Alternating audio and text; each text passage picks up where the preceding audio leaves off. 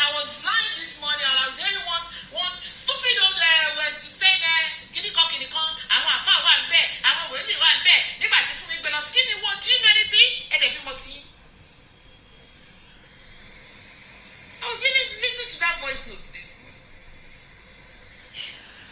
Just because you want to believe lórúkọ ìjókòó you want to believer believe what you believe now.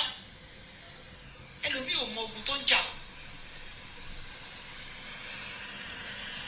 Ilé àárín mi á kàn sọ fún mi why did you not get involved kìíní kan ṣé mi bá ọjà ni I don't fight anybody on faith. My page is for business alone but does not mean every day láti last year I mo try now. Fún mi má sọ̀rọ̀ ṣé wọ́n máa nà mí ṣé mi ìlẹ́nu ni mo kàn fi pé nǹkan mi wà àmọ́yé nǹkan mi tí mi ò sọ̀rọ̀ àti mo fi pé mo need but not the one that me and you will live in Nigeria. We live in Nigeria now. Mo ti drive kọjá ṣọ́ọ̀bù ẹ̀rí náà tí mo kàn ń wẹ̀ lọ́ọ̀kan. ẹ ṣì máa lọ gbé jókòó madam ẹ ṣì máa lọ arrest jókòó màá ti débẹ̀ evidence wà ń bí.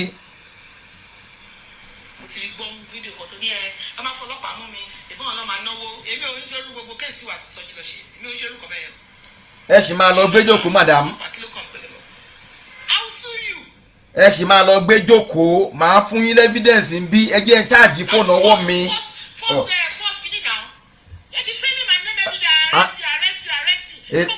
irọ́ ló pa mọ́ yín àǹtí mi irọ́ ló pa mọ́ yín olórí burúkú ọmọ ni. olórí burúkú ló lè ní. olórí burúkú ọmọ ni màá fún yín evidence ẹ má wọrí.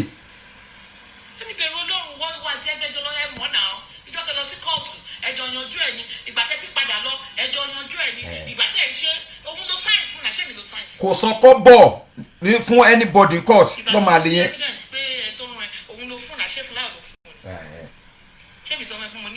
woman yìí ò ṣe jókòó tadé o lórí burúkú jókòó tadé o kò ṣe o. the only time tí mo bá ìdájọ́ tó wá ní ọ́fíìsì àtijọ́ tí mo pàdé ẹ̀ ní ojú ẹlẹ́gbà. ẹ máa gbọ́ wíní lórí ètò yìí. nǹkan tó dẹ̀ fà wá tó fàjà wájú ẹ̀ lọ sórí social media. kó lọ sọ ohun tó ṣẹlẹ̀. ó ní ẹ àfún mi ẹ gbójú kẹgbọ́ kìnìkan ó dẹ̀ ti jà á bí àbúrò sọ fún ọ pé irọ́ ló ń pa. yes irọ́ ló ń pa alẹ́ ṣe máa ṣáàjì ẹ̀ sí kóòtù àti fún mi ẹ gbọ́dọ̀ ṣáàjì ẹ̀. ìfúnilẹ̀ náà. ẹ tó lọ́wọ́ ò pa kò sẹ́dá tó lè pa. bẹ́ẹ̀ni. ẹ tó lọ́wọ́ ò bá yé ẹ̀jẹ̀ kò sẹ́dá tó lè bá yé ẹ̀jẹ̀. olórí burúkú olè lọ́wọ́ yẹn olè ló wájà lórí Facebook. ẹ tó lọ́wọ́ gbogbo fún kò sẹ́dá tó lè mú wálẹ̀. ọmọ àlè. ẹ tó lọ́wọ́ sọ pé iṣẹ́ tó ń ṣe yóò máa fi là ó máa fi lókìkí ó máa ní gbogbo ẹ̀. kò sẹ́dá tó lè kò sí ní. iṣẹ́ Ọlọ́run kò sẹ́dá tó yé. lókùn dáadé ó sì máa lo ẹ̀wọ̀n. mi ò bẹ́ẹ̀ ní bọ́dì jà mi kì í bú yín mi ò ń ṣe kankan fún mi náà ni.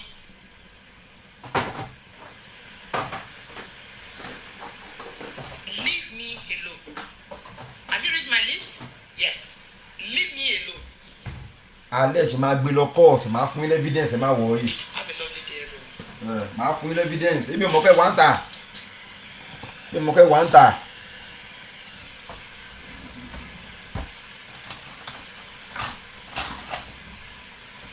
ṣe rí kéèsì yẹn.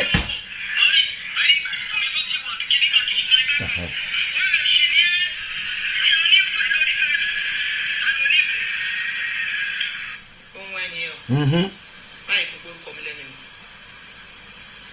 má jẹ́ kí n gbórúkọ mi lẹ́nu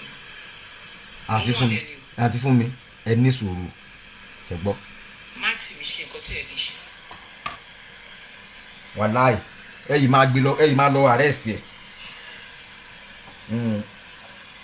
ẹ̀yin máa lọ arrest ẹ̀.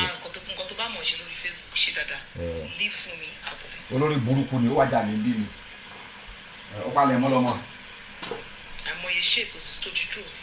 àìmọye. ìgbà tán gbé mi fífún mi gbé mi tí n bá bẹ̀rẹ̀ pẹ̀lú òní láìkẹ́ torí màá sọ fún ẹ pé kò fún mi ní evidence tí mo ti gbé ó dẹ̀ ní evidence. àní èmi ní voice lọ́wọ́ ń bí ó jẹ́wọ́ fẹ́ mi pé fún mi beauty world ò lọ́wọ́ nínú tó ṣẹlẹ̀ sí òun máa play ẹ̀ ń bí sẹ́yìn àti fún mi ẹ máa ẹni sọ àǹtí mi nìyẹn àti fún mi gbúdọ́lá ẹ má wọrí ẹ ní sùúrù ẹ má wọrí. wọ́n tún sọ fún àti pé mo wà online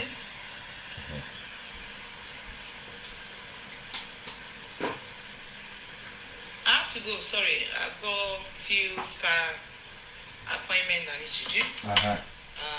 àti ẹ̀mí wọ́n fẹ́ kúrò rí wọ́n fẹ́ kúrò rí kíní ni ẹ kúrò rí show mo fẹ́ bá yín sọ̀rọ̀.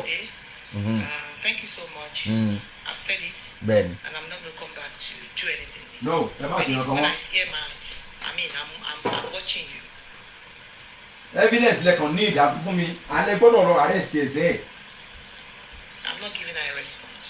Olórí burúkú ọmọ àlè ni. But I don't want my name to be used for money anymore.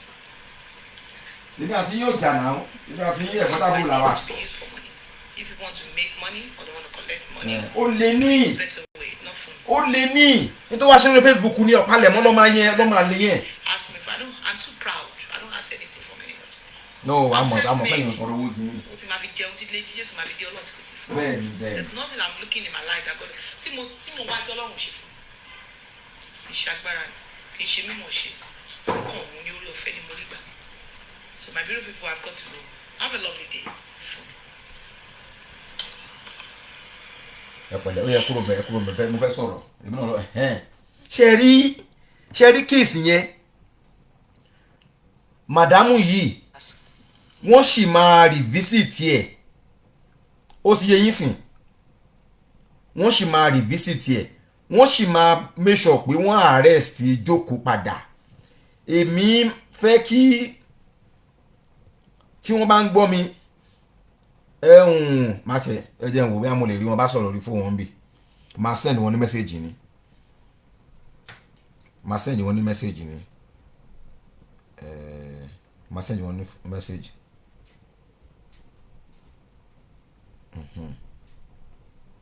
máa send wọn ní mẹ́sẹ̀gì ni ọmọ yẹn máa fún yín ní evidence tó bad gbogbo tó sọ pátápátá.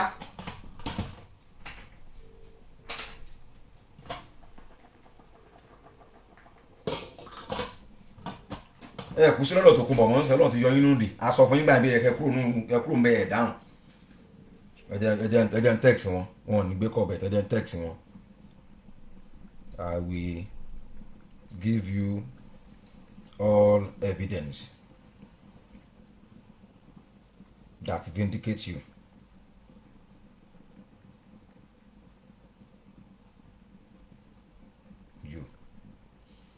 Jókòó lied on you. Ẹ má bínú mo ń text àǹtí mi ni o Jókòó lied on you but she told me the whole truth. I will send you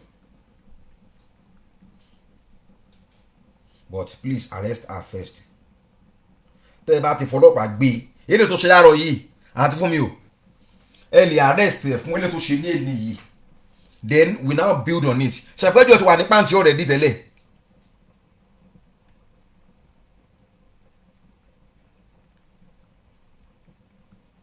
For this money ìwọ tó o ní rí kọ́ bọ́ lórí Facebook yìí tó máa fi gbálẹ̀ this time around o ti bá yíjà o ti gbé wọ́jà ayé ẹ ti bàjẹ́ Jókòó Tadé. Please arrest her first for this morning show. And I will give you the proof. Ṣé rí nígbà tó pè mí níwájú Ọlọ́run ọba tí a pè jẹ́ rírọ́ mo máa play ẹ̀ bí o bẹ̀tẹ̀ máa fún mi ní time fóònù yẹn mo tún ṣe the last time mo fi play àwọn kankan all of a sudden ní ọmọ kan tó tún ṣe kò tún ṣiṣẹ́ mọ́ torí mi ò kí ń lò spare phone lásán ni so mo máa lọ tún fóònù yẹn ṣe again ohun ẹ̀ wà ń bẹ̀ ó sọ categorically ó ní tilẹ̀ ń tọ́lọ́run ó ní woman yẹn kó ló ti òun mọ́lé o ó ní but táwọn ò bá ṣe bẹ́ẹ̀ yẹn ó ní kò ní lọ bá ọkọ ẹ̀ ìyẹn Mr. Sọjí kó lè fòun sílẹ̀ meanwhile ṣe rí kíní yẹn ó sọ fún mi bó dẹ ilẹ̀ mú tẹ̀ yìí tí má parọ́ mọ́ ṣe rí wọ́n play game ni bá ṣe máa ń sọ̀rọ̀ yìí Mr. Sọjí àti Jókòó Tadé they are best of friend they are best of friend. Wọ́n ń sọ̀rọ̀ dáadáa, wọ́n ń ṣe àbòsí dáadáa. Gbogbo ohun tí màá yẹn gan ò get nípa tó ń lẹ nínú ayé Funmi Beauty World, Jókòó Tadé ló ń sọ. Gbogbo àṣírí tí ó mọ̀ tí àwọn èèyàn ti sọ fún nípa woman yẹn, Jókòó ló ń fún àyẹn ní information nípa arábìnrin. Máa yẹn dẹ̀ mọ̀ pé game ló ń fẹ́ play ní tèhún. Ó wá àwọn ẹ̀ tó máa bá play game yẹn, so ó gbaṣẹ́ yẹn. Actually ó tiẹ̀ ó gbowó lórí bully tó ṣe pẹ̀lú máa yẹn, ó gba owó. So ẹ wo, èmi á play ẹ̀ ń bì báyìí. Èmi ló pọ̀ yẹ kẹ́ ti lọ arrest ọmọdé yẹn tipẹ́tipẹ́ ni. Torí everyday apọ́sítà a máa pariwo Funmi ní o, Funmi ló gbé òun o, Funmi dẹ̀ kọ́. Ó wá turn woman yẹn against everybody. Orúkọ ẹ̀ náà wọ́n ń dá káàkiri everywhere. Ṣé bó kété náà sọ́nà tó jáde náà? Ó ní Funmi Beauty World, ó ní kò ṣe nǹkan fóun. Ó lóun kan gbéjà Jókòó Tadé lásán ni. Ṣé mo wọ́ o? Ó ní kò ṣe nǹkan fóun. Ó lóun kàn láìkí Funmi Beauty World ni. Lòun ṣe nǹkan tó mò ń ṣe fún yẹn. So láti fi lè support Jókòó Tadé.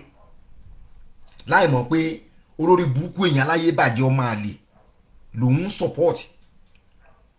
Ó fẹ́ràn rẹ̀ sọ náà, ó lórí Facebook yẹn ó ṣe ló kúnlẹ̀ báyìí ni tó ń bẹ woman yìí ní ẹ̀wọ̀n ọ̀dọ̀ àwọn ọlọ́pàá tó ní àwọn mọ́mí ẹ̀jọ́ yìí tó máa jẹ lòun wà, yìí tó máa jẹ ló jẹ́ kó máa ṣe tó ń ṣe yìí. Àwọn ará orí Facebook má gà òun ni wọ́n fi wọ́n jẹun ni, tó ń bẹ̀bẹ̀ burúkú ni o. Ẹni tó ní business ó bà orúkọ woman yẹn jẹ́, ó bà ọjà ẹ̀ jẹ́, ó bà everything ẹ̀ jẹ́. Ó wá lọ ń bẹ̀ lẹ́yìn. Ó wá sórí Facebook ń bì kó wá bẹ̀. Àǹtí Funmi, tẹ́ ẹ bá ti ṣe tí mo send sí yìí, tí mo send sí kọ́lọ́jẹ́ ẹ sọ fún wọn kán lọ kà kí ni message wọn o. Tí ẹ bá ti ṣe tí mo sọ fún yín yìí, tí màá fún yín evidence yẹn ẹ sọ pé ó máa lè bàbá kan ìyá 1 million ló bí mi, àbí ìyá kan bàbá 70 ló bí mi. Ẹ̀yin nìkan ni máa copy ẹ̀ tí máa gbé lọ́wọ́ báyìí, ẹ̀ẹ́dẹ̀ gbogbo tó sọ pátápátá. Ìyẹn ká sún jẹ́ kan ṣe kí ni kí kèsì ẹ̀ tètè yára. Ó yẹ kẹ́ ti sì mọ́lẹ̀ ọ̀rọ̀ yẹn kó dàbí tọ̀rọ̀ àwọn Bukky Jesse àtàwọn wèrè tó ń lu Nàìjíríà yẹn tó ń borúkọ Genesis jẹ́ ni. Ó yẹ kẹ́ ti gbé wèrè yẹn kẹ́ ti sì mọ́lẹ̀ kẹ́ ti fi jófin. Ẹ̀dẹ̀ sì lè ṣe because Nàìjíríà lẹ́jọ́ wà ń bẹ̀. Ó ń dárúkọ yín everyday, ó ń borúkọ yín jẹ́ everyday, gbogbo tó ń ṣe yẹn àwọn èèyàn ń gbọ́. Ó dẹ̀ ń ba ọjà yín jẹ́, ó ń ba ọjà yín jẹ́ because up till now àwọn èèyàn sì believe pé ẹ̀yin lẹ ti woman yẹn lẹ ti wèrè lórí burúkú ọmọ àlè yẹn wọ́n lé ni. Ẹ jẹ́ kó fẹnu ara ẹ jẹ́ kó sọ kán lọ káwọn ní pàǹtí àwọn pàǹtí station kán gbé tó má ti gbé yẹn kán ti mọ́lé kó wá in fact ó yẹ kẹ́ ní kó ṣe live chat gan nínú sẹ́ẹ̀lì ńbẹ̀ ni. Wọ́n ní ìnáwó ní tọ́jú ẹ o, kó kàn máa jẹ́wọ́ ni in tó ṣe tó wà láàrin òun àti Mr. Soji ìyẹn x yín. Ọ̀pọ̀lọpọ̀ tó wà láàrin wọn wà tẹ́ ẹ̀ tí gbọ́ o. Àǹtí Funmi, in tó wà láàrin x yín àti Jókòó Tadé tẹ́ ẹ̀ tí mọ̀ ó wà ńlẹ̀. Bet èmi ò kì í síwájú ẹlẹ́ẹ̀dẹ́pẹ̀ẹ́dẹ́. Èmi ò pẹ́ ṣe interest ní kéèsì yẹn dákì mo mọ̀ ni màá ti tún nǹkan màá ti dà nǹkan lẹ̀. Èmi ò mọ̀ pẹ̀lú pẹ́ show interest ní ẹ má wọ̀rí. Ẹ̀yin ẹ ṣe tí mo ní kẹ́ ẹ ṣe yẹn náà. Ẹ bá sọ fún wọn tẹ́ bá ti wọrí fóònù yìí tẹ́ bá ti ṣe tí mo ní kẹ́ ẹ ṣe yẹn tí mo ti gbọ́ pé ẹ ti gbé gbèsè o, ẹ wá ohun tó máa ṣẹlẹ̀. Ó fi náà rẹ̀ sọ fún mi gbogbo owó tó dá fún yẹn kò ná kó bọ̀ sí anywhere torí wọn ti jókòó mọ́lé kankan, wọn ti mọ́lé. In fact ọ̀rọ̀ yẹn kò tiẹ̀ déwájú adájọ́ anything. Wọ́n kàn lọ sí kóòtù yẹn láti lọ sign paper láti lọ ṣe kíní láti lọ sign undertaking ni. Bẹ́ẹ̀ ni mo sọ fún yín. Òun dẹ̀ wá sí bí ó ń pariwo wọ́n ti gbé òun lọ o ẹ̀ẹ̀kan jọ o òun ní ìdòwò kóòtù o. Wọ́n wá rán lórí burúkú ẹ̀ lọ́wọ́ tán sìn ẹni ẹ̀ wá ń dún kàrà ẹni ẹ̀ wá ń dídùn dùn. torí pé òrùkú ti láwọn kan tó gbẹ́kẹ̀lé lé Nàìjíríà àbí kíní kan jẹ́ kí n sọ fún ẹ o bá gbẹ́kẹ̀lé Babangida Nàìjíríà náà nìyẹn tó bá ṣe tí ò da òfin máa dí pẹ̀lú ẹ regardless of who you know torí wọn sọ fún ẹni yẹn pé madam ẹni yìí ṣẹni lágbájá ẹni o ẹni yẹn ni kẹlọ bá wí kẹlọ bẹ̀bẹ̀ lọ́dọ̀ ẹ tó rẹ̀ ló kó fẹ́ gbójú lè yín sìn èmi ò rò pé bí àwọn gree pẹ̀lú Fúnmi Beauty World mi ò rò bẹ́ẹ̀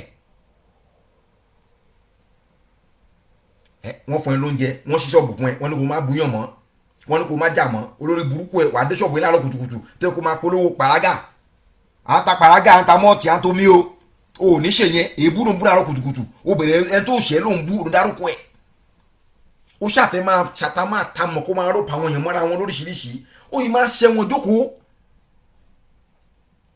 tó kó mọ́gbọ́n lè wait kó ṣẹ́ wọn bó ṣe wà inú àdùn tó jẹ́ pé ó máa jó àbíkọ́ ó ti sọ fún mi ti gbọ́ngbà yẹn ni tó ti jẹ́ kí wọ́n dì pẹ̀lú ẹ kó nǹkan ti personally kó lọ́wọ́ sí kéèsì yẹn pé you know what I want to clear madam you need to clear your name madam Fúnmi you need to clear your name ohun tí Genesis ṣe lọ́wọ́lọ́wọ́ tó clear orúkọ ẹ̀ pẹ̀lú àwọn wèlé tán burúkú ẹ̀ jẹ́ yẹn sìn you need to do the same thing káwọn èèyàn lè mọ̀ pé ẹ̀yin kọ́ lẹ gbé Jókòtadé that woman have nothing to do pẹ̀lú arrest Jókòtadé nígbà yẹn ó kàn tá àmúrúkọ ẹ̀ mọ́ ni so that a lè dùn sọ so that woman yẹn a lè put pressure on her boyfriend or her husband then to release her òun ló jẹ́ kí Jókòtadé kó pariwo jáde pé Fúnmi Beauty World ní o Fúnmi ní o òun ló ní kí wọ́n á gbé òun o and the woman know nothing about it she knew nothing about it in fact she was the one soliciting on your behalf ohun tí mo mọ̀ ni woman yẹn dẹ̀ dúró síwájú pẹpẹ níjọ́ kórè YCT nínú ọ̀nà mi báyìí ó náwó sọ pẹpẹ báyìí ó ní tó bá jẹ́ pé òun lọ́wọ́ nínú arrest ọmọ báyìí lágbájá báyìí pé kọ́ bá ní kò ṣẹlẹ̀ sí òun kò ṣẹlẹ̀ sáwọn ọmọ òun ó búra níwájú pẹpẹ Ọlọ́run ó lóun ò lọ́wọ́ sí so wáyà tó wá borúkọ ẹni yẹn jẹ́ Jókòtadé ọmọba wáyà tó borúkọ ẹni yẹn jẹ́ aláyé bàjẹ́ ni ẹ Jókòtadé òun ṣèyàn gidi Basirat Awódé yìí you must be arrested you need to be arrested you need to be dealt with even kò má evidence kankan against ẹ for you to tarnish that woman's image on social media nígbà yìí ó yẹ kán fọlọ́pàá gbé ẹ kán tiẹ̀ mọ́lé kán dẹ̀ bẹ́ẹ̀ ṣe ẹjọ́ ó léèyàn náà olórí burúkú àwọn tó ń tún rẹ̀ lọ́wọ́ tán fún ẹ change díẹ̀ olórí burúkú ara ẹ̀ bó ṣe ń pọ́n ṣe kówó yẹn fún lóko fọkùnrin bó ti kó fún lóko fọkùnrin ọkọ ẹ̀ orí wíṣà lọ́kọ ẹ̀ wà lórí burúkú tó ń búyàn yẹn o she told me herself ó lọ́kọ̀ òun gan olórí òun wá ń lògùn everyday ni ọyẹ ògùn ẹ̀gán ti tán báyìí òun gan fúnra òun gan ara òun ò yá òun gan fúnra òun wà lórí kinní kan tablet netoni look at me I'm freshen up I'm looking nice I'm looking good olórí burúkú aláyé bàjẹ́ ọmọ àlè ẹni ayé òye you must be arrested wọ́n gbọ́dọ̀ gbé ẹ̀ kan tiẹ̀ mọ́lé tó bá ti tiẹ̀ mọ́lé then you will now see a lot of things that will come out about you wọ́n á lè mọ̀ pé wọ́n gan olórí burúkú èèyàn aláyé bàjẹ́ Àbíkẹ́ need to arrest you Fúnmi Beauty World need to arrest you in fact àwọn tó ti borúkọ wọn lórí Facebook wọ́n pọ̀ ó borúkọ ẹ̀hún Yemkem náà jẹ́ fún mi o mo máa play ẹ̀rí báyìí torí pé mọ̀ àyìn ò báyìí dá sọ̀rọ̀ kéèsì ẹ̀ yẹn oní nobody should oní àgbọ̀dọ̀ oní òfẹ́ kẹ́nìbọ̀dì bá polówó mọ́ lórí Facebook ó sọ̀nà máa lọ lọ́la alábàá ọlọ́ba mú fún yẹn lọ sí ṣọ́ọ̀bù bó ṣe 200 bá mi ṣe fún yẹn máa mi sọ pé mo ṣe fún yẹn lọ́la wọ́n bá mi ṣe between ọ̀la sí Friday they will sort that phone out màá wá play voice tẹ̀mí báyìí àwọn èèyàn gbọ́n tó wí nípa àwọn èèyàn wọ̀nyẹn and all these people they are all business people in Nigeria they are doing well for themselves àwọn tó ti jẹ́ lówó wọn ni mo mọ iye owó tí Fúnmi Beauty World ti fún ẹ mo mọ iye owó tí Yemkem international tó ti fún ẹ fún advert ìgbà tó ṣe advert gan tó olókórúbùkọ ara rẹ tó kó ṣe alẹ́ sínú ọ̀rọ̀ ọlọ́pàá these people they are paying you money ó dẹ̀ burúkọ máa ń jẹ́ fún mi ó burúkọ máa ń jẹ́ lọ́dọ̀ mi báyìí ẹ fọlọ́pàá gbé Jókòtadé ọmọ ọba torúkọ ẹ̀ ń jẹ́ Basirat Awódé yìí tẹ́ bá ti gbé ẹ rí i pé ọ̀pọ̀lọpọ̀ nǹkan jáde ní tó ṣe láàárọ̀ yẹn gan bí ò tiẹ̀ sí nǹkan kan ẹyọ kan tó ṣe àárọ̀ yẹn because wọ́n ti wọ́ọ̀nì lọ́rọ̀ àwọn ọlọ́pàá nígbà tó lọ tí wọ́n gbé ń jọ́sí yẹn pé you must not mention this woman's name on social media, you must not mention the wife or the husband name on social media. Gbogbo tó ṣọṣẹ lẹ́mẹ̀ yẹn ohun àti máa yẹn jọ dín ní because the man never love fún ibi two word yẹn Mr. Soji yẹn he never for once love that woman. bẹ́ẹ̀ ṣe àmọ́ kó torí yẹn náà àwọn olórí burúkú táyé wọ́n ti bàjẹ́ sí Amẹ́ríkà ni tí wọ́n ráyé wọn fi ṣe nǹkan tó dáa. Wọ́n wá rò pé táwọn bá róbìnrin kan tó ti wà òkè díẹ̀ àwọn lè máa fi gòkè. Òun ló sún woman yẹn débi tó dé yẹn ló ṣe ń play love pẹ̀lú woman yẹn. Ó dẹ́ pé woman yẹn you know she's olùkúlò òyìnbó yẹn obviously she's single àtọ́ kó ṣàgbèrè ọkùnrin ló wọlé wá bá fúnra rẹ̀ náà. She wasn't the one that came to toast you. Ìwọ ló wá toast ẹ̀. Ó dẹ̀ sọ fún woman yẹn pé o ti fìyàwó ẹ̀ sílẹ̀ ni. Sọjí dẹ̀ mọ̀ wípé wọ́n rìkọ́ọ̀dù woman yìí níbi tó ti ń sun ẹkún.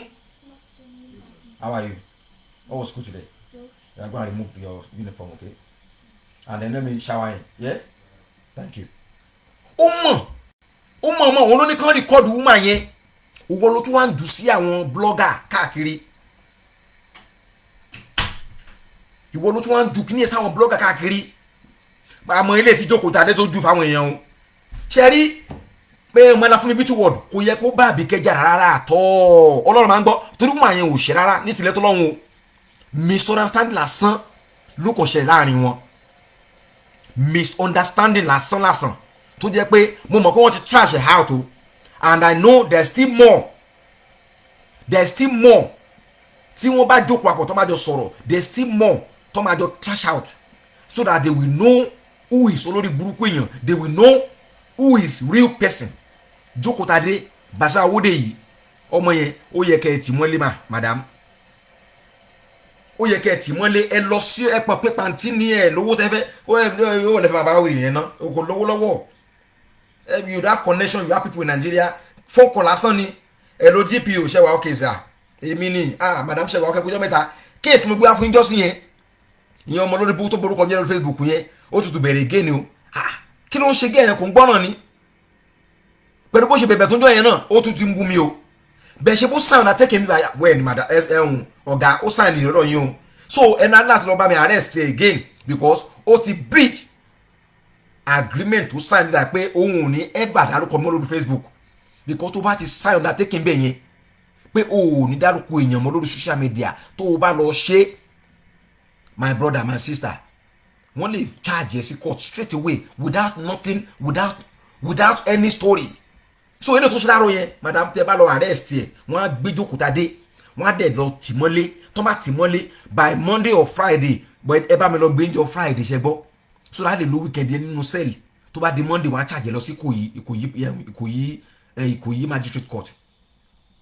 Àwa àwọn tó máa dáwó fún bàbá yálà yá ẹ lórí Facebook ń bì so orí yóò mú tó jù ń tà yẹn wáyà kò sí wọn ṣe pàtí mọ́lẹ̀ kò sí báyìí kábàá níbi àwọn bẹ́ẹ̀ ṣe gbàǹjú ẹ̀ àwọn tó yẹ kán bẹ́ẹ̀ raise owó òkè wà lọ bá kéèké àwọn máa yẹ kán dáwó fún ẹ o wà lọ bá kéèké. Hello KK, Jókòó Tadé is coming for another donation from your brainstorming ministry people.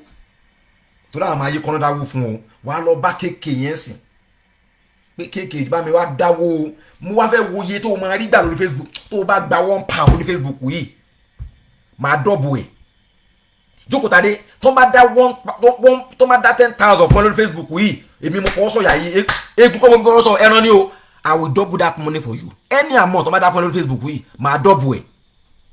O lè ní kọ́bọ̀ gbà ń bì àtọ̀dọ̀ àwọn máa yé o àtọ̀mẹ́wé òkété gan ò lówó lọ́wọ́ tó rẹ́ fún ẹ ó fẹ́ ká yí ẹ bàjẹ́ ni ó fẹ́ finish ẹ ni torí o ti ṣẹ́ tipẹ́tipẹ́. You remember she's the one that brought out your picture ó bẹ̀ mí for months kí tó fún ní fọ́tò ẹgbà yẹn ó dẹ̀ sì ní ẹ sínú ó dìgbà tó bá tó ba yí ẹ jẹ́ kó tó dẹ̀yìn rẹ̀ yín ẹ yes gbọ́n láti dáhùn ìwọ ò léèyàn ò lẹ́nìbọ̀dì ta ló mọ̀ ìyá ẹ̀ ta ló mọ̀ ẹ̀ from anywhere wọ́n tó ń gbé ibi tó ń gbé àmọ́ ibi tó ń gbé òun gbé lé ní from hand to mouth àwọn ọmọ ẹ̀ ń jẹ ẹ̀bà láàárọ̀ kùtùkùtù can you imagine àwọn ọmọ ẹ̀ ń jẹ ẹ̀bà láàárọ̀ kùtùkùtù ó ní ìsìn iṣu láti sè yìí a máa di ẹyin sínsìn a máa yá jẹ iṣu for dinner ó ń ṣe dáadáa lórí Facebook ó ń fara ń wé mi ó lè mi àjàgbé ejò tó bá pọ̀ ọkọ ẹ̀ arọ ọkọ ẹ̀ pàlóńgò tó wà lórí wheelchair tó bá jẹ́ pé ìlọ máa wàjàgbé tèmi ń wà ní bóyá yí ẹ̀ bá tiẹ̀ ti bẹ́tà ju tó wà yẹn lọ wọn ní máa dáwó fún ẹ pé ẹ wá romi tútù ẹ wá da pàrágà tó lè mi lè jókòó síbi tó wà yẹn ibi tó rú mú yẹn tó ń mú yẹn very smelly shop tó lè ní yẹn very stinking place very dirty girl o fẹ́ wà relevant ó wá ní ẹ̀sọ́ tí fẹ́ wà relevant jọ kí ni mo fẹ́ wà relevant rẹ ṣé wọ́n mo ń gbóró Facebook ń bí ni àbí èmi mo jọ ẹni tó jẹ́ pé tó bá ti ṣe ṣó o lè jẹun. I can do without Facebook. I've said it many times. A lot of people can do without Facebook. It's only you and few people they want to do without it. Many people in this England here, they can do without Facebook. It doesn't bother them. They have their job. About a lot of days here, owó ti wọlé back madale Friday, Thursday here, want to do what's account me. Mo ṣe ma da lọ́sọ̀ọ̀sẹ̀ nìyẹn tí ma ti ń lọ bí iṣẹ́ mi ni guarantee mi. Mo lè náwó yẹn tán lọ́sẹ̀ kan. Within 2 days, màá mọ̀ kí màá tún gbà mí next week. Ìwọ ò lè ṣe yẹn náà. Bí mi ṣe náwó ò lè náwó bẹ́ẹ̀ jókòó dé wo ó ní mo ní kóló tó sí kóló yẹn almost £1,000 ló wà ní kóló tí mo gbé dání yìí mo lè jáàsì kó rí almost £1,000 ló wà nú ẹ̀ tí má lè àfọ́ láti gbé kóló tó ní £1,000 ní ẹni èló nìyẹn bóyá 400,000 naira tí mo gbé sójú window nínú kíchìnì mo gbé sójú window mi nínú kíchìnì ni o mo gbé almost £800 mo gbé sójú window mi nínú kíchìnì mi báyìí ìwọ́dẹ̀ wà Nàìjíríà bẹ́yẹn nínú ooru òun ta omi tútù òun bú èmi sórípá yẹ ti bàjẹ́ bẹ́yẹn ẹn tó lè bú ẹ tó lè ra gbogbo fámílì ẹ pátápátá ní Nàìjíríà tó ń tajà tó ní business tó nílé tó everything ogun tí wọ́n ẹ̀ sọ ni ó lọ gbogbo tó ń fẹ́ jẹ́ ní ayé Ọlọ́run ti ṣí already ìwọ́dẹ̀ sì wà nínú left plus right ó tí wọ́n bá tá yẹ kọjú sí àbí tó kọ̀yìn sí àwọn ọmọ tó bí gan ó tọ́ wọn tì ó lè rán ọmọ lọ sí skul kankan wọ́n tún bẹ́ẹ̀ sanwó iléèwé ọmọ ní táyé bàjẹ́ dé wọ́n tún fẹ́ lọ ṣe kínní sẹ́rímọ́nì àwọn ọmọ ó tún rówó ra bus pass náà ń pè sorry ó tún rówó ra bọ́ọ̀sì láti lọ sí skul àwọn ọmọ ẹ kó lọ ojú síbẹ̀ tó bá yẹ ti bàjẹ́ bẹ́ẹ̀ yẹn madam yẹn mo ní madam Jókòtadé is not going o ó ní really. That girl is useless, you know. I know she won't go. Maybe she wanted to give her money for this transport. Madam, me, give her money at the Chris. After I open shop and give the child, the children scholarship. Make she wait now. She will wait for long. Ó tún lọ bá wọn rò pé bóyá kó lè wá ẹgbẹ́ kan gbé ìdílé nínú mọ́tò wọn bẹ̀. Àwọn yẹn wò pé madam ó tún tóbi jù. You are too big for this car. Wá bá mọ́tò wa jẹ́. Because ìwọ tó fẹ́ wọnú mọ́tò yìí size yẹn mẹ́ta ni ẹ́ ẹ mọ́tò bá lọ bàtí sórí ọ̀nà kíní bẹ̀yẹn bí táwọn àwọn olè wà mẹ́ẹ̀ tó ti fìdí bá kíní sọ́fà kíní mọ́tò wa ó ti fìdí bá gbọ́ ẹ̀jẹ̀ owó táyà mọ́tò ti ládànù torí ìdí òfò tó gbé sínú mọ́tò babala parasite lọmọdé yẹn parasite burúkú parasite tó máa ń wá aláìmoore grade 1 òun ló ń jẹ́ bẹ́ẹ̀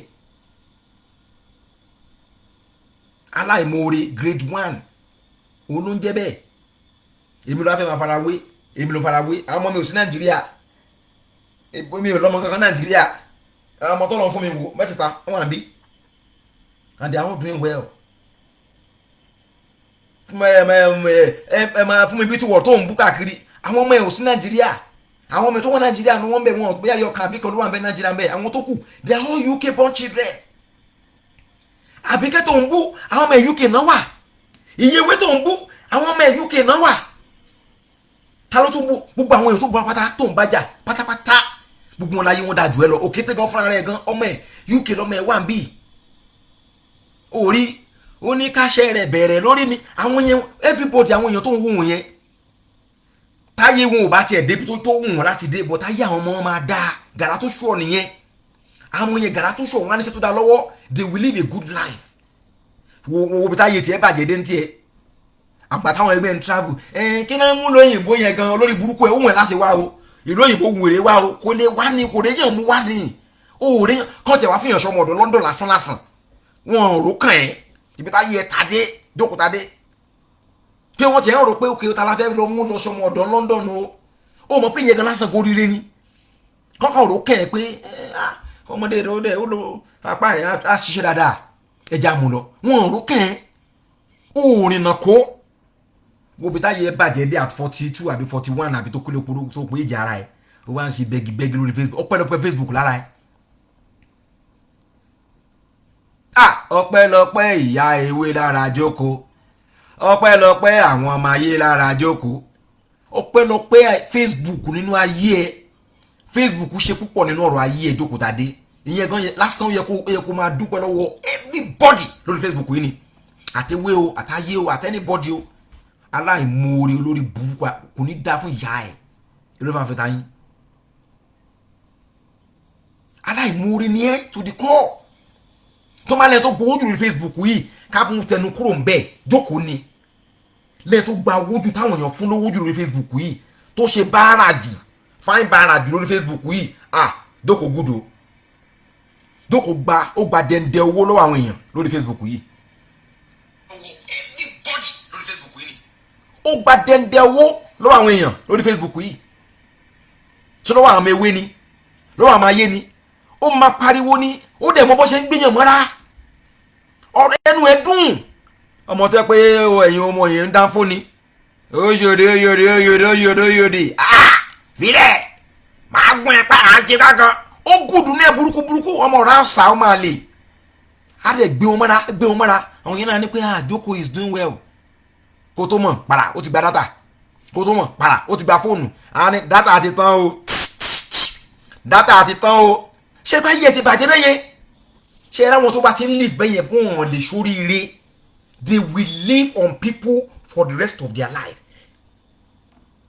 jẹ́rí àwọn yẹn ló wá ń bú èmi ló wá ń bú ó ń dáná fún ọmọ ẹ̀ ìwọ tẹ inú kitchen ni ẹjọ́ fi hàn mí jókòó tadé inú kitchen ni ẹ sọ pé mi ò live fake life ní tèmi I don't live fake life I'm in my kitchen here kò sí tó lówó kan nínú kitchen tí mi ní bíbá yìí sọ fún mi sọ tó lówó kan nínú kitchen ẹ máa gbé jáde fún ẹbí tí mo gbé pamọ́ sí èmi ò ní display kò sórí table tèmi I don't need that bẹ́ẹ̀ ti wọ́ ordinary common abọ́ oúnjẹ lásán wò nínú ilé ẹ pọ́ọ̀tì ló fi ń jẹ̀bà ibi tá yẹ ẹrun dé jókòó pọ́ọ̀tì ló gbé síwájú nínú ṣọ́ọ̀bù tó fi ń jẹ ẹ̀bà èmi ẹ ló wá fi ta yín ó máa lu ẹ̀wọ̀n o my dear sister ó máa lọ sẹ́wọ̀n gàrà tó fucking sure ni wàá lọ sẹ́wọ̀n this time so mò ń rọ madam fún me to word kí wọ́n take case yẹn kí wọ́n take ẹ̀ up kọ́ máa jẹ́ kó lọ bẹ́ẹ̀ yẹn because tí wọ́n bá fi ẹ́ jófin àwọn wèrè bíi tiẹ̀ they will continue to tarnish that woman's image o ti borúkọ ìwọ ló borúkọ woman jẹ́ o kì í tiẹ̀ ṣe òkété gan this time around ìwọ ló borúkọ woman jẹ́ gbogbo tí dọ́kà sí pátápátá ìwọ ló fà á tó fi ṣe fún woman yẹn gbogbo tẹ́ni bọ́ọ̀dì ṣe lórí Facebook fún woman yẹn gbogbo bá tán na woman yẹn torí ẹ ni ó yẹ kí woman yẹn take care mo ti sọ fún woman yẹn she need to take care of you tó máa take care up mo bẹ́ẹ̀ ti yín by Friday or Saturday tó máa ti gba fóònù yẹn máa wá play voice fún yín báyìí ẹ gbọ́n tó mo lórí burúkú yìí tó sọ nípa woman yẹn ò ṣẹ́ náà kò ṣẹ́ náà bó ṣe bá yé làfúkìjẹ náà nìyẹn o ìyẹn sá fún last ni woman yẹn náà fún lówó akaṣọ fún aṣègbè ẹ̀ fún olóṣè alákìísà olóòórùn ẹni ayé òye onídọ̀tí kò ní yẹ gbó fámìlì ẹ̀ bó ṣe gbowó bó ṣe gba oṣẹ́ tó gba bẹ́ẹ̀ lọ́wọ́ làfúkì nìyẹn woman yẹn look after her seriously ó máa gbowó lọ́wọ́ rẹ̀ mi gan o tó bá ti dé báyìí ó máa sunkún wá ní ọ̀rẹ́ mi aláṣírí mi Mr. Body nǹkan ó gba dẹ̀ndẹ̀ owó lọ́wọ́ Mr. Body ìgbà ló ṣe complain aláṣàbí fẹ́ mú wá sí London òun fẹ́ wá sí kíní ó dùn gan tí wọ́n mú wá sí kíní bẹ́ẹ̀dẹ̀ tí mọ̀mọ́ yẹn ṣe gbà yẹn bẹ́ẹ̀dẹ̀ tó flop yẹn ó dùn gidi gan ni òun bá Mr. Body sọ̀rọ̀ bóyá wọ́n tiẹ̀ lè bóun ṣe kó tiẹ̀ wá síbẹ̀ yẹn kóun ṣe kinní kan kó náà tiẹ̀ kúrò Nàìjíríà yìí mi ò purọ́ mọ́ ẹ o Ọlọ́run dẹ̀ rínú mi o mi ò purọ́ mọ́ ẹ o Ọlọ́run rínú mi o mi ò sọ àsọdùn lẹ́ni yìí ó dẹ̀ mọ̀ pé tó sọ ni. ìwọ yẹn ló wá ń bú ẹni lẹ́ni ẹni tí ó ṣẹ̀ ẹni tí ó rò ẹ́ ó dẹ̀ báyé ó dẹ̀ dá mánẹ́jì woman yẹn ó dẹ̀ dàrú wọ́n play game pẹ̀lú ọkọ woman yẹn òun pretend ó ṣe bí victim wọ́n láti ìwọ gangan ní babalá criminal torí pé woman yẹn ti wà vocal torí pé ìjà wà lórí Facebook ìjà ayé àtẹwé ó tún mọ̀ pé tó máa ti fi lè gbórúkọ fún mi bí tí wọ́n jáde báyìí ó máa di nǹkan míì ni wọ́n bẹ̀rẹ̀ sí ní gbórúkọ woman yẹn jẹ́ wọ́n á pe woman yẹn lọ́tún lọ́sì ṣùgbọ́n pé woman yẹn lose a lot of business a lot of customers torí ọ̀rọ̀ yìí èmi sọ madam ẹ gbọ́dọ̀ gbé jókòtà dé ẹ gbọ́dọ̀ gbé kó lọ fi ẹnu ẹ̀ kó wá sọ in tó ṣẹlẹ̀ láàrin òun àti Mr. Soji enough is enough because tẹ́ ẹ bá ṣe ń sìn this blackmailing will continue madam Fúnmi Ebúdọlá the blackmailing will continue because Jokotade is working with and for Mr. Soji. Soji jẹ́ kó lórí burúkú ni tí ó lọ sọ́lọ́ yàwó ẹ̀ kò fẹ́ yàwó ẹ̀ mọ́ náà it's a single man in America náà lórí burúkú ni máa yẹn ó rìn kiri ní di ọ̀la yìí Jokotade ṣe bá máa yẹn sọ̀rọ̀ di ọ̀la yìí ó ṣe ń bá sọ̀rọ̀ ẹbí lè rebi tó ti rí fọ́tò máa yẹn gbà tó blog yẹn fọ́tò tó blog tó fi dá small kíní yẹn sílẹ̀ ẹ bèrè tó ti rí.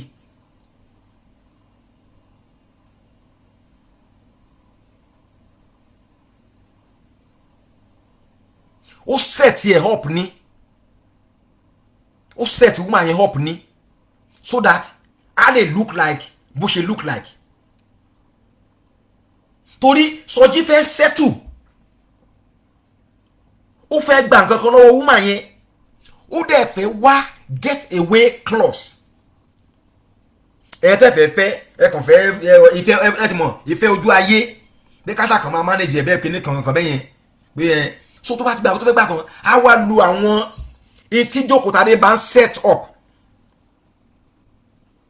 ó náà sọ náà ó ní kò yẹ kó ń gbé blog kíní yẹn sórí blogging tọ̀dọ̀ òun so that tó máa fẹ́ ṣe kò ní look like pé òun ló ń ṣe but ibi tó fẹ́ gbé sí yẹn kò ní more viewer láti wò níbẹ̀ òun ló ṣe end up láti gbé kíní yẹn sórí page ọ̀dọ̀ ẹ̀ òun ló ṣe rí bẹ́ẹ̀ yẹn so gbà tí kíní yẹn wá bomira mọ́ lọ́wọ́ nìyẹn náà wá yí mọ́ lọ́wọ́ pé wẹ̀ kíní kan náà ṣe wá pretend ọ̀rọ̀ ọlọ́pàá ẹgbẹ́ kan kan yẹn gbogbo ẹ̀dẹ̀ it's all set up arrangement ni ẹ lọ ṣe fandisi dáadáa madam Fúnmi ẹ lọ ṣe fandisi yín everything is all arranged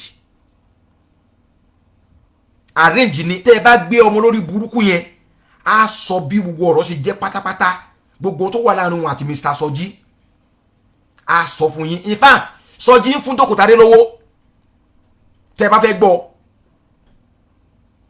Mr. Soji x madam Fúnmi Beautyworld ó ń fún Jokotade lówó ẹ lọ gbé ọmọdé yìí náà ẹ ní láti arrest Jokotade náà you need to arrest her case yẹn ti wà ń bẹ already open case ni all they need to do is just go and arrest her and then bring her in for questioning wọ́n á dẹ̀ tì mọ́lé at least alobi 3 or 4 days níbẹ̀ yẹn wọ́n á ní kó lọ mú lọ́ọ̀yà wá ó tán ìnáwó bẹ̀rẹ̀ báyìí ṣe máa bàjẹ́ nìyẹn o tẹ́ ẹ̀ bá sin ọmọdé yẹn ní bèbí ẹ̀wọ̀n kẹ́ ẹ̀ clear orúkọ ti yín your name is at stake now your name is at stake and the case need to be revisited if you don't revisit that case you will continue to have this backlog of bullying from this lady you will continue to receive this backlog of tarnishing image from this girl kò ní jẹ́wọ́ lọ́rùn yín kò ní jáwọ́ lọ́rùn yín until you hammer it to the end you make sure you nail down the last nail put the last nail on the coffin of that case tẹ́ ẹ bá ṣe yẹn madam ẹ kàn tara yín ni o àwa ń tà lè ṣe làwa lè ṣe fún yín we can provide you with some evidence here when the time is right tẹ́ ẹ bá ti gbé Jokotade tẹ́ ẹ ti mọ́lé tá a ti gbọ́ pé ẹ ti tì mọ́lé ó ti wà lẹ́wọ̀n o àti gbọ́ pé ó tún wo télọ̀ kiri ó tún wo sọ́yì owó lọ́ọ̀yà kiri o kò lè pe robo mọ́ ó ti balẹ̀ jẹ́ kò lè pe kéèké kò lè pa àbíkẹ́ mọ́ kò lè pe yéwé gan fúnra ẹ̀ gan ọwọ́ ọlọ́run ló wà ọ̀rọ̀ ẹ̀ gan ti di ọlọ́run rọmọ rẹ̀ báyìí ẹ̀ gẹ́t ta ló fẹ́ pé o bó bá dẹ́ pò kété bó ṣe wà yẹn òkété gan ò léyìn lẹ́yìn òkété gan ọmọ òkété gan kò tí ì mọ ọmọ òkété fún ara ẹ̀ tọ́kílẹ̀sì òkété gan fẹ́ fún yàn lọ́mú mu ó gan ọwọ́ Jésù wa ọmọ ẹ ló wà ẹ̀ gẹ́t you need to get to the bottom of this issue. You need to get to the bottom of this issue. Tẹ́ ẹ bá get to the bottom of it ó máa padà wá and this flashback tó ń padà wá every time yìí ohun burúkọ yín jẹ́ sí ni àwọn tí wọ́n mọ̀ pa kéèsì ẹ̀ tẹ́lẹ̀ wọ́n máa bèrè pé kí ló ń ṣẹlẹ̀ obviously àwọn commentator they will be commenting on that show and then they will be telling them what happened in the past and the more tó bá dẹ̀ sọ àwọn èèyàn tó ń ṣe ní lórí Facebook yẹn they will be tarnishing your image because ó máa ti di ọ̀rọ̀ òkèèrè ẹ ti get ó máa di kíni ó máa di ọ̀rọ̀ òkèèrè bí òlé kan á dé kan wọ́n kàn máa sọ pé ẹ rántí náà fún mi beauty world nígbà tó ṣe kíní kan fọ́kọ ẹ̀ ní really wọ́n máa èèyàn burúkú ni ó tán wọn ò fẹ́ gbọ́ nǹkan nípa ọ̀rọ̀ yẹn mọ́ ó ti yẹ yín sìn ẹ tá a fẹ́ sọ nìyẹn o tẹ́ ẹ bá ti ṣe the rightful thing then ẹ fi yókù lè fa wà ọmọ yẹn you need to arrest her they need to caution her they need to put her to where she belongs kì í ṣọmọ gidi olórí burúkú ni and she need to be set as an example for the rest of them. So guys, I will rest my case for now. Emma worry, I will take that phone to the people tomorrow. They will fix it by Friday or Saturday. You will hear winning. Maybe by God bless you. Have a very wonderful afternoon. Bye bye.